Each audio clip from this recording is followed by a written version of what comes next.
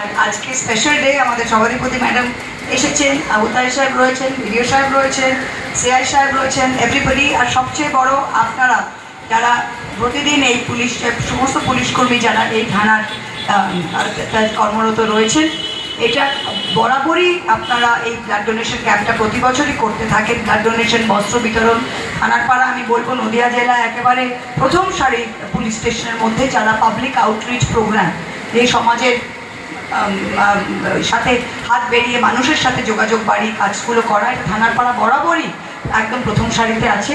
তাই সেই ট্রেডিশনটাকে মেনটেন করেই আজকে এত সুন্দর, খালি প্রত্যেক বছর প্যান্ডেলটা আরও ভালো হয়ে যায়। প্রথমে আমরা আসতাম, প্যান্ডেলটা একটু ছিল, প্যান্ডেলই ছিল না, এখন তো একদম সুন্দর মঞ্চ বেঁধে দারুণ অবস্থা, বোঝাই যাচ্ছে না থানারপাড়া। যাই হোক, আমি বেশি কথা বলবো না, অনেক কথা আপনারা শুনেছেন। আজকে আমি কংগ্রাচুলেশন, অভিনন্দন জানাতে চাই সবাইকে। আর থানারপাড়ার মানুষকে, আমাদের থানা, আমরা পুলিশকে বাড়ির লোক মনে করি। আর যখনই কোনো সহযোগিতা দরকার, বিপদে আপদে থানারপাড়ার মানুষ সবসময় থানার পুলিশকে পায়। এটার জন্য আজকে কৃতজ্ঞতা জানাতে চাই। আর আজকেও এই ব্লাড ডোনেশনের মাধ্যমে আগামী দিনে মানুষ অনেক উপকৃত হবে।